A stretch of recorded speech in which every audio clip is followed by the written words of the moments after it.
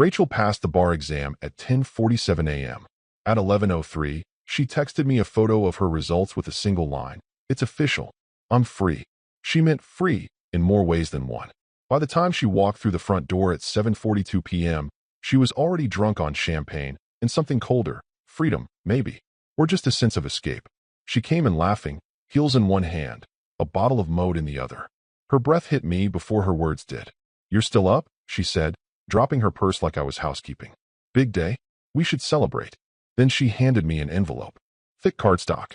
Embossed seal. No effort to hide what it was. "Divorce papers. You've served your purpose, Daniel," she said, flat as a memo. "I need to focus on my future now." I didn't say a word. Not because I didn't have them. God knows I had 8 years' worth. But because I realized she'd already made this decision long before tonight. Before the champagne. Probably sometime between her civil procedure midterm and that first networking event she told me was just alumni and shrimp cocktails. So I just looked at her. Looked past the makeup she never wore for me. The $1,000 purse I paid for. The eyes that used to say thank you, but tonight just blinked with polite indifference. I took the pen from the drawer. Signed every page. And then I handed her the house keys, the garage fob, and the folder with her mother's remaining medical records. All organized, labeled, and color-coded, like always. She didn't even look surprised. No, what really stung was the relief on her face. Like she was worried I might cry, or beg, or embarrass her. But I didn't. I put on my coat, stepped into the cold November night, and left. No bags. No plan. Just the weight of 8 years crashing off my shoulders like a poorly fastened parachute. You spend almost a decade tending to someone's dying mother, wiping her face, pushing her wheelchair, warming her goddamn soup. And when the final credits roll, you're not even mentioned in the end crawl. That's how it felt.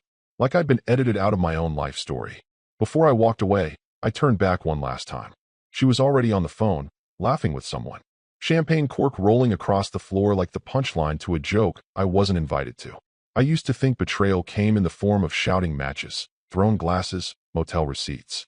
Turns out, sometimes it just wears a blazer, hands you a pre-printed envelope, and says, "Thanks for the ride. By the way, if you've made it this far, do me a favor. Subscribe." Yeah, more than 90% of folks just listen and vanish.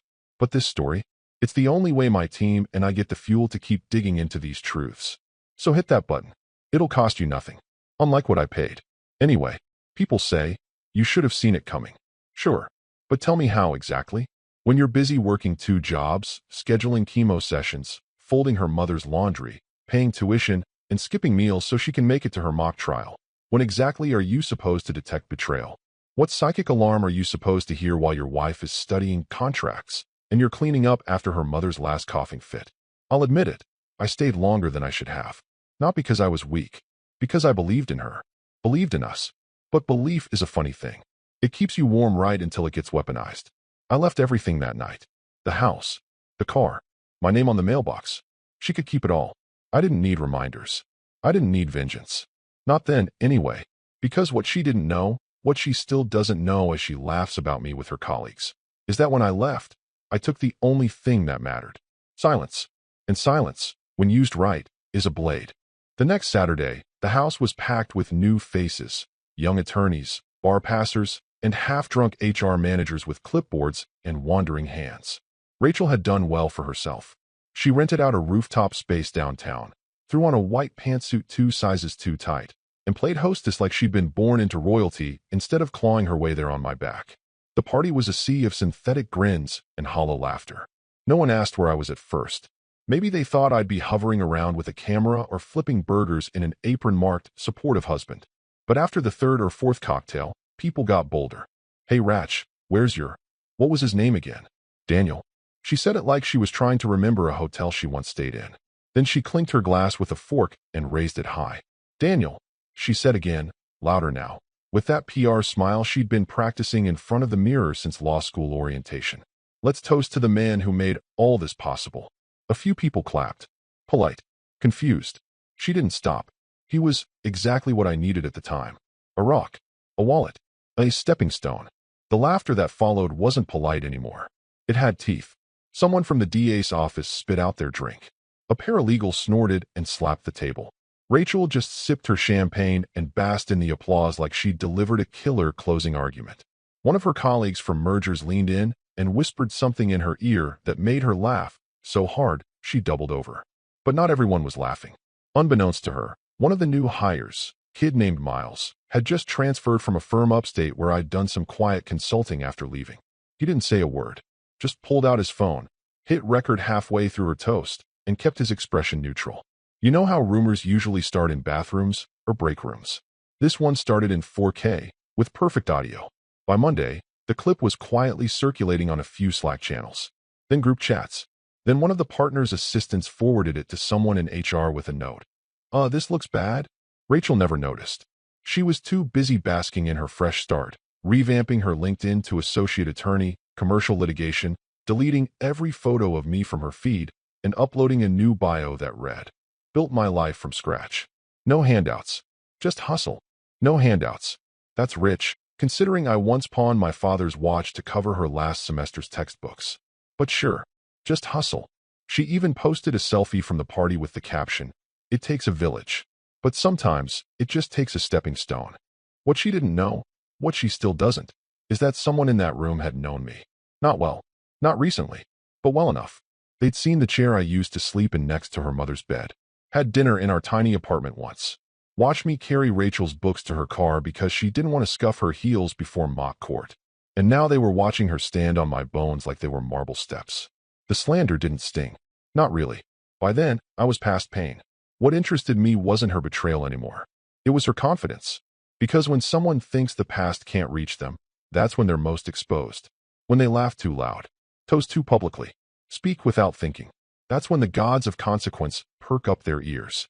And someone, somewhere, always hits record. I didn't rent a motel. I didn't crash on anyone's couch. I walked into a train station, picked the fourth destination from the departure board, and got on. I don't even remember where it went. Just that it was far enough for silence to settle. I burned the SIM card first, then the email, then the name. Daniel S. Harper didn't disappear. He molted. I had just enough in savings to last 2 months, assuming I didn't eat. So I made a call. Not to a friend. Not to family. I didn't have those anymore. I called a client I'd once helped pro bono, a struggling software startup founder with more ideas than cash and a desperate need for guidance on contracts, licensing, and equity splits. I told him I didn't want money. "I want a seat," I said. "Quiet, in the back. Let me help you not get screwed." He agreed. I rewrote his IP clauses, cleaned up his books, and flagged a silent investor's clause that would have turned him into a contractor in 6 months. In return, he gave me 4% equity and introduced me to 2 other founders just as desperate. That was year 1. Rachel, meanwhile, made partner track. Boutique litigation firm. Fast track due to raw intelligence and discipline, according to her profile in City Law Weekly. The photo they used showed her holding a plaque and looking off camera, like justice was whispering stock tips in her ear. Her bio said she rose from adversity and had no safety net. Interesting phrasing, considering I was that net.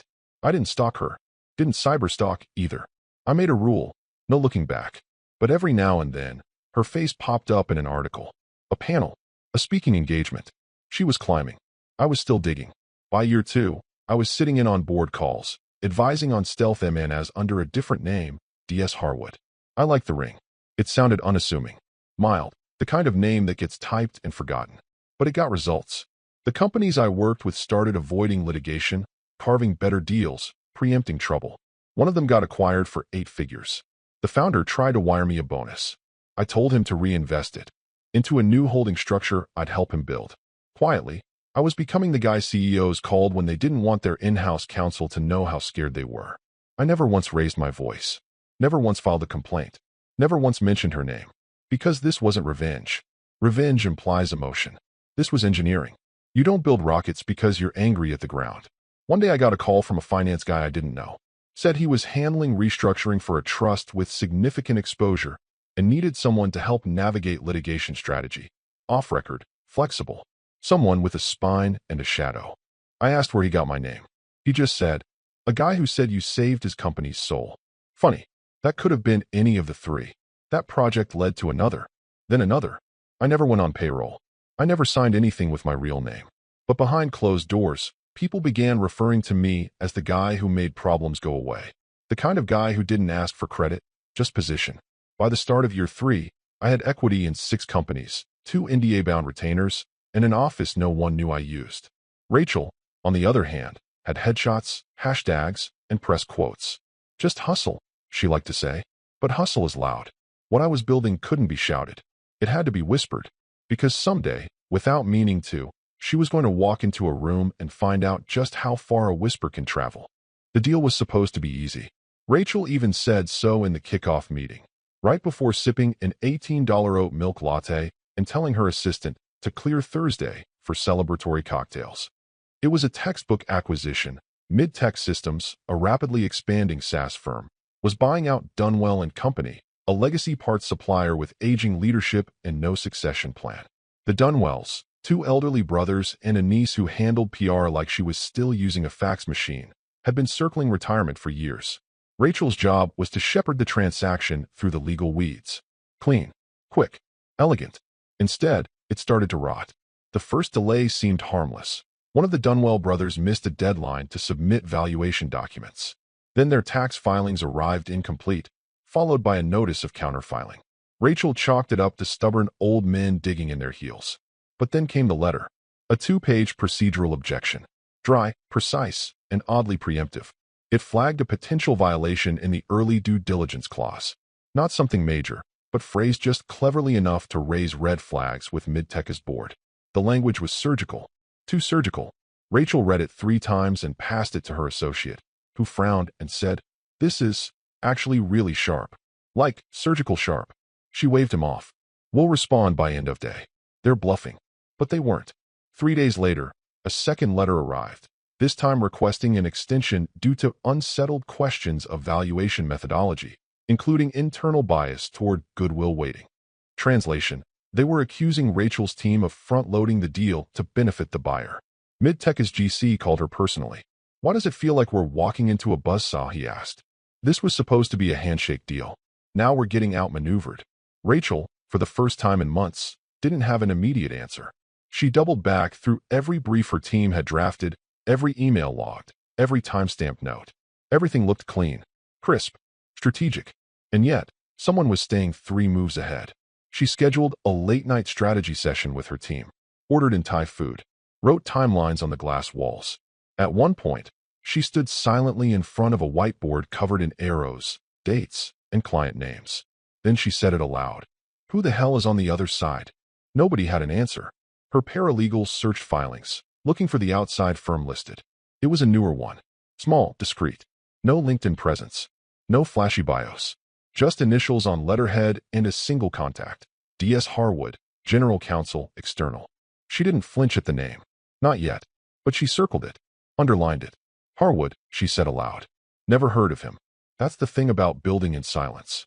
By the time they notice your name, you're already miles ahead, and they're looking up at a wall they never saw being built. The Dunwells, it turned out, had retained D.S. Harwood a year prior, quietly, through an LLC they formed just to hold their IP rights. Meaning Rachel's entire attack strategy had been aimed at the wrong legal entity. She didn't find that out until the next objection landed on her desk, citing improper party designation and requesting a full case reassignment, due to what it politely called procedural misalignment. That was when her junior partner looked at her and said, "They're not just resisting. They're turning the screws." Rachel's pride kicked in, of course. She buried herself in counter-motions, spent weekends redrafting contracts, started barking at staff and showing up to the office in sweats and rage. But even then, something itched at her. Every time she adjusted, the other side adjusted faster. Every clause she thought airtight came back leaking. Every assumption got dissected before she could defend it. And the worst part? No leaks. No clues. No courtroom theatrics. Just calm, quiet pressure. The merger never closed. The deal didn't explode. It suffocated. And Rachel, used to being the lion in the room, was now chasing shadows. The game had changed, but she still hadn't figured out who taught the rules. Rachel was the last one in the office that night. The only sound was the low hum of the AC vents and the occasional clink of her glass as she swirled the ice. The Thai food she ordered earlier had gone cold and congealed in the paper carton. Her desk was a mess, sticky notes like landmines, half-shredded drafts, highlighters bleeding yellow onto contracts. She had been trying to piece together the Dunwell disaster for 6 straight hours, and it was still unraveling faster than she could sew it up. She reached for the latest courier drop from the opposing counsel, sealed and red-stamped, marked urgent in that infuriatingly smug serif font. The stamp wasn't necessary. She already knew what it would be, another delay, another trap. She opened it with one hand and kept scanning her screen, barely glancing down. Then her eyes flicked to the closing paragraph. Filed respectfully by counsel for the plaintiff, Daniel S. Harper, General Counsel, Harwood Holdings. She froze. No way. She leaned closer, thinking maybe she misread it. Some intern. Some cousin. A coincidence. But there it was again. Crisp, bold, professionally signed. Daniel S. Harper. She didn't breathe for a few seconds. Her fingers tightened around the edge of the page until the paper warped. She read it again. And again. Then she leaned back in her chair, very slowly, and stared at the ceiling like the answer was hiding in the air vents. Daniel. Her Daniel. The man she'd once told, "You're just not part of the future I see." The man she dumped like expired yogurt. The man she toasted about like a glorified chauffeur who'd outlived his use. She hadn't seen his name in years. He had vanished so completely, it was like he'd been scrubbed from the planet. She assumed he was probably managing a hardware store somewhere, or maybe living out of a trailer in Oregon. But this? General Counsel of Harwood Holdings. The very entity she failed to trace during due diligence because they'd masked their interests behind shell acquisitions and paperwork so tight, even her senior partner hadn't cracked it. She looked at the page again. No middle initial mistake. No typo. No alias. It was him. The silence in the room got heavier. Like the walls were closing in to hear her reaction. She reached for her phone instinctively, but didn't call anyone. What would she even say? Hey, remember the man I abandoned the day I passed the bar? He just handed me my own spine in a legal envelope. She laughed, bitter and dry. Her mind darted through memories. Him cutting pills for her mother with surgical precision, staying up all night reviewing her case notes, carrying soup to her bedside after a 14-hour exam day, nodding through her insults like he deserved them. Always useful, always calm, and then gone. No word, no tantrum, no fight, just a signature and a door quietly closed. She remembered thinking it was weak, pathetic, that she'd broken him so thoroughly he didn't even put up a fight.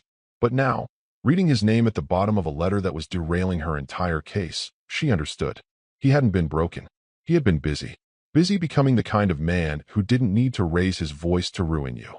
The room felt colder now. The victory she thought was hers, the new job, the speaking engagements, the LinkedIn endorsements, it all felt like scaffolding built on sand. Her hands were shaking, so she placed them flat on the desk. Then the phone buzzed. It was a message from her associate. New motion incoming. Harwood's team wants to compel discovery. Some internal emails flagged. She didn't reply. Couldn't. Instead, she turned off the light, sat in the dark, and whispered one word. Daniel. The email surfaced on a Tuesday. It didn't come from a whistleblower or a leak. It came clean, straight through the proper channels, stamped, formatted, and filed as Exhibit B to a motion that hit her inbox like a sledgehammer. Motion to compel discovery. Filed by counsel for the plaintiff, Daniel S. Harper. Rachel opened it expecting more of the same. Strategic delays, polite sabotage, corporate red tape. Instead, she found herself staring at a direct quote pulled from one of her own internal memos. They're sentimental. Drag them through procedural mud. They'll fold before Q4. Use the niece. She's emotional and risk-averse.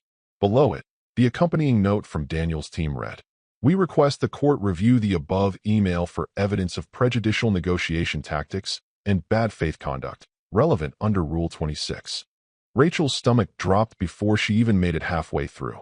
She didn't remember writing that email exactly, but the language was hers. The snide tone, the cold calculus.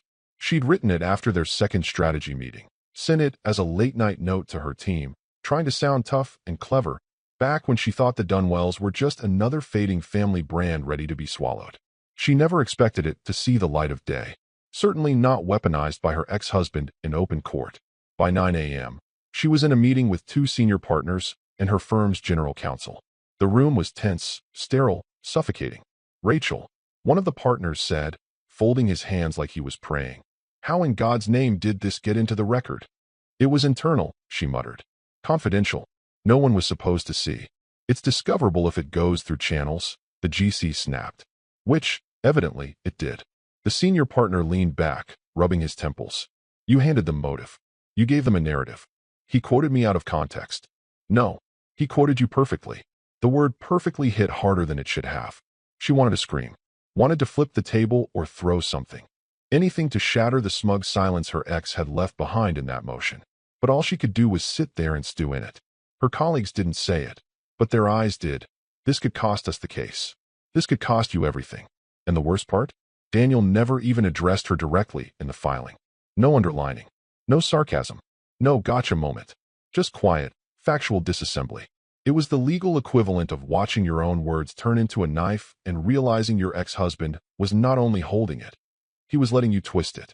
The judge responded by issuing a formal order. The email is deemed relevant and admissible under the scope of discovery. Motion to compel is granted. Defense is instructed to produce all related correspondence and internal memos regarding negotiation tactics used against the plaintiff. By noon, Rachel's name was trending in a handful of private legal forums. Not publicly, not yet, but the scent of blood had been picked up by her peers. Associates whispered. Paralegals paused when she walked by. And Daniel? Still no word. No message. No call. Just motions. Filed precisely. Delivered quietly. Unfolding like the slow, methodical turning of a screw.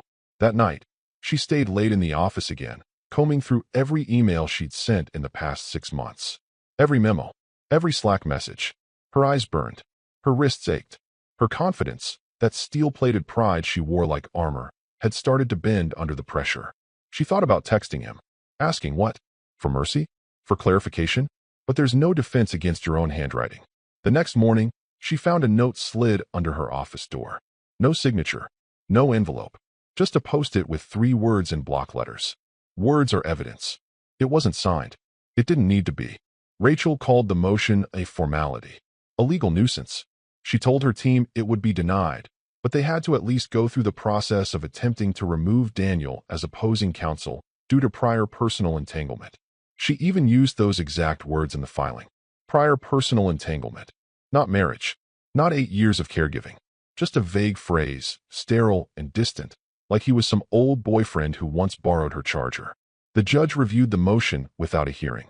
Issued a denial in less than 48 hours. No elaboration, just one line. No evidence of current or potential bias preventing impartial legal representation. Motion to disqualify denied. She read it twice, printed it, then shredded the paper for no reason other than to hear something tear. Then, as if on cue, her firm's admin assistant came knocking on her office door, face pale, envelope in hand. It's a notice, he said, addressed to the managing partners. She took it, opened it, and for the second time in as many weeks, her name felt like a stone in her mouth. Professional Oversight Council, Appointments Update. Effective immediately, Daniel S. Harper had been appointed as a standing member of the POC, the regional legal body that conducted independent reviews of attorney misconduct and ethical violations across multiple counties. He was now one of 6 members with voting power. Jurisdiction over disciplinary hearings. Subpoena authority. Public reprimand authority. Her breath caught. She sat down fast. She didn't know he had even applied. Didn't know he qualified. The POC wasn't some advisory board you got onto by charm or donation. It was built for the cold-blooded, the hyper-competent, the ones with spotless records and knives for logic. The ones who didn't flinch. Daniel had flinched plenty during their marriage. At least that's what she remembered. Now she wasn't so sure. Do we need to report this? One of the junior partners asked later that day. I mean, if things keep going badly, it could look. It's a coincidence, Rachel snapped. And we are not going to give the impression that we're afraid of oversight. But she was. And not just oversight. Him. Because the moment that letter hit her hands, she understood what was happening. This wasn't about winning the case. It wasn't even about the merger anymore.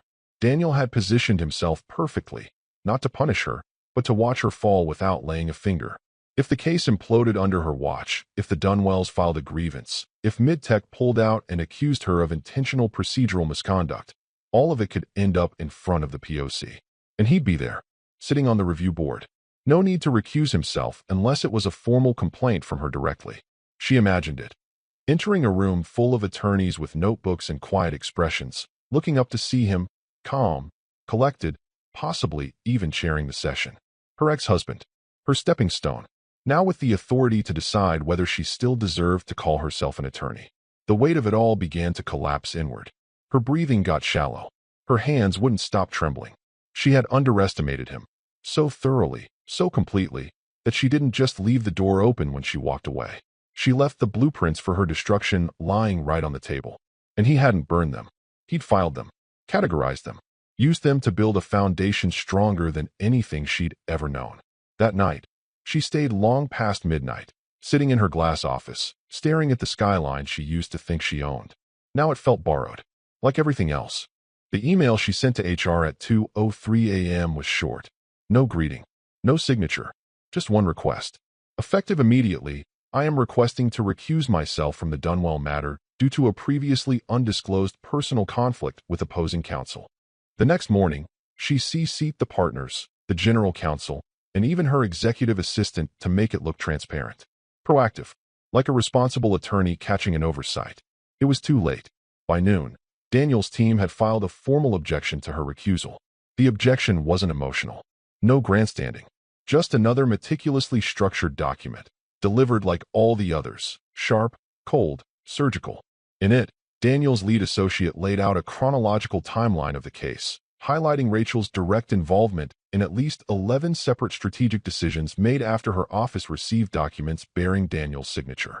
More damning than that was the attached appendix, a series of internal emails she'd sent, dated after she'd seen his name, where she continued managing the case, offering directives, coordinating briefings, and even mocking the Dunwell side. The final nail came in the form of a screenshot from the firm's internal calendar system. Rachel had marked the day she received Daniel's name with a private tag labeled H. The objection concluded with one final line. Defense counsel cannot, in good faith, claim ignorance. The issue is not the prior relationship. The issue is the conscious choice to proceed without disclosure, an ethical violation that places both the case and the court's confidence in jeopardy. By 4 p.m., she was summoned into a closed-door meeting with the firm's managing committee. They were polite, corporate, dead-eyed. One of the senior partners, the same man who once told her she had the cold focus of a sniper, didn't even look up from the table. He just asked, flatly, "Did you ever disclose the relationship, Rachel?" She hesitated. "Not formally," she admitted. "But it wasn't malicious. I didn't think it would affect." "That's not your call to make." Another partner cut in. The general counsel flipped through the binder in front of him. "You had every opportunity. The moment his name appeared in the filings, you should have flagged it. Not 6 weeks into negotiations. Not after the motion to compel. It wasn't strategic," she tried. "It was panic. I was trying to protect the firm." That hung in the air. Protect the firm. The irony was so thick it was almost funny, because now, it was the firm trying to protect itself from her. "Rachel," said the GC quietly, "do you understand how this looks?" She didn't answer, because she did understand. It looked like she'd hidden a personal conflict to maintain control of a high-profile case, only to panic and try to retroactively cover her tracks when it went sideways. It looked like her silence wasn't just a lapse in judgment, but a deliberate omission. It looked like negligence, at best, and at worst, it looked like ethics violations that could land them in front of a disciplinary board. And everyone in that room knew exactly who'd be sitting on that board if it came to that. They didn't say Daniel's name. They didn't have to. By the time she got back to her office, her access to the Dunwell case file had already been revoked. Her email was flooded with requests for documentation, meeting minutes, clarification timelines. The firm's internal review had officially begun. Her assistant wouldn't meet her eyes. One of the junior associates, someone who'd once idolized her, walked by and said nothing, just turned his head toward the wall like he couldn't risk being seen in the blast radius. That afternoon, she locked her office door and sat alone with her phone in her hand, staring at the contact she never deleted. Daniel H. No photo, no recent calls, just a string of zeros. Her thumb hovered over the screen. She wanted to scream, beg, apologize, threaten, something. But what could she say? That she didn't mean it? That he was right? That she was sorry, for the toast, for the arrogance, for not knowing who the hell she was dealing with? The words wouldn't come, because she wasn't just losing the case. She was losing her image, her career, her grip, and all of it, every unraveling thread, had started the moment she failed to treat him like more than a stepping stone. Now the cracks weren't just internal. They were public. The hearing room was smaller than she expected. No grand court. No oak-paneled theater for drama. Just a carpeted conference space with bad lighting, lukewarm water pitchers, and a crescent of silent judgment behind nameplates. Rachel sat at the defense table, hands neatly folded, trying to fake calm. Her blazer was tailored, her hair perfect, but her stomach was a war zone. Her firm hadn't pulled her. Whether it was strategy, punishment, or optics, no one said. They just said she was still led. And now, as opposing counsel prepared to deliver their final presentation, all she could hear was the soft rustling of papers and the buzz of a flickering fluorescent light above her. Daniel didn't speak right away. He stood, buttoned his suit jacket, walked to the center of the room with that maddening patience he used to have when folding her mother's laundry by hand. Then he looked directly at the arbitration panel, cleared his throat, and began.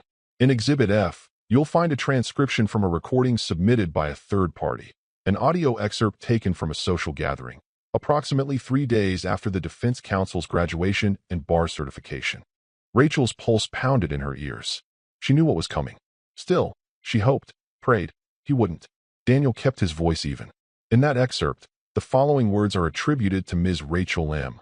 Langston. He was just a stepping stone. I needed stability while I built something better. Silence. The kind that curdles the air. Daniel didn't turn his head, didn't glance at her, didn't allow even a sliver of personal expression to break the surface. It was pure professional neutrality, clinical, surgical. But the room reacted. One of the panelists raised an eyebrow. Another tilted their head, visibly uncomfortable. Even the stenographer paused her typing for half a second. Rachel sat frozen, her mouth dry, her lungs tight, her vision tunneling just enough to blur the edges of the room. She felt every eye shift toward her, subtle, like dust settling, but unmistakable. He was just a stepping stone.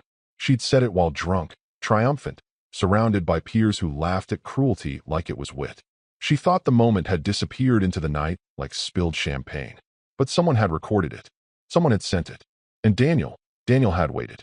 Not to humiliate her in public. No, that would have been easy.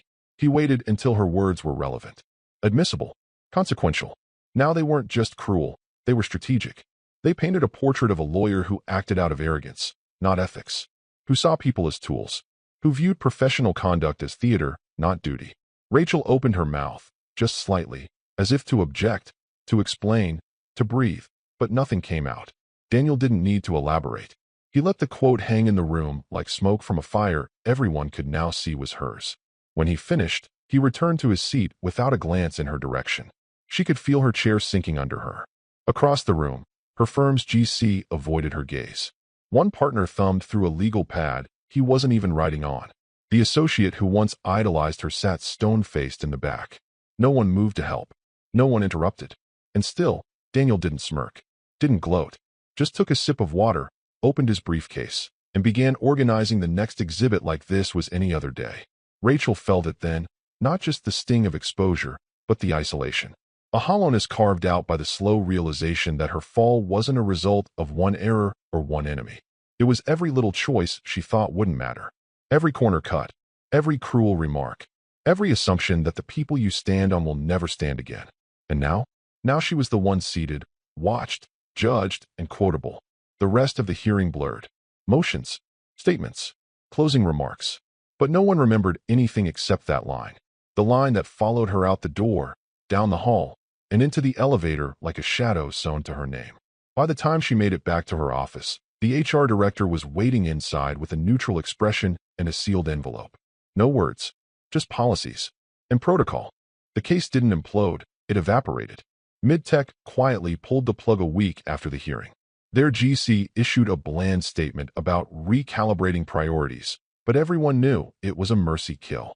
Too much bad press, too much risk, no appetite for a deal now radioactive with scandal. Internally, Rachel's firm conducted a strategic personnel reallocation. That's what the email said. She wasn't fired. That would have drawn headlines. She was just detached. Her name quietly removed from the website. Her office packed by someone else. Her email deactivated without ceremony. Her severance sealed behind an NDA so tight, even the whispers couldn't breathe. One partner gave her a weak handshake in the lobby. Another offered a shoulder pat so light it felt like static. No one said goodbye.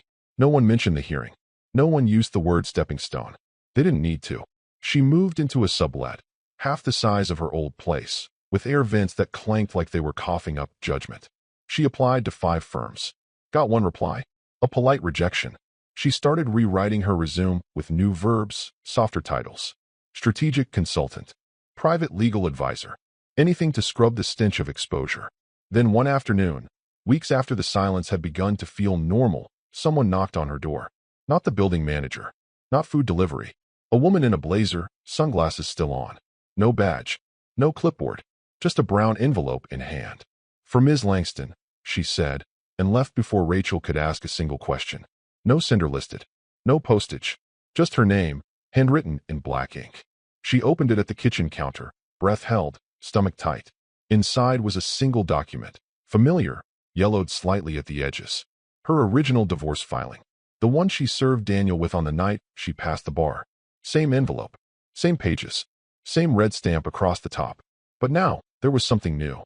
At the bottom, just under the final signature line, in handwriting she hadn't seen in years. Clean, deliberate, unmistakably his. "Stepping stones don't move backwards. Best of luck climbing alone." No signature. No return address. No phone number. Just that. Rachel stood there, hands trembling, not with rage, but with something quieter. Heavier. Like gravity had shifted slightly, pulling her spine down one vertebra at a time. She read it again. Then once more. The irony wasn't lost on her. He didn't threaten, didn't raise his voice, never retaliated in ways you could record or punish. He simply reframed her story, rearranged it so every piece she thought she controlled turned against her. She once called him a stepping stone. Believed it. But he wasn't under her feet anymore. He was above her, behind her, around her. The air itself had changed, and she was breathing in the echo of a man who never needed to scream to win. She folded the letter back into the envelope, placed it in the drawer beside unopened mail and cold takeout menus, then sat at the table, still, silent, and understood, finally, irrevocably. Some men don't chase revenge. They architect it.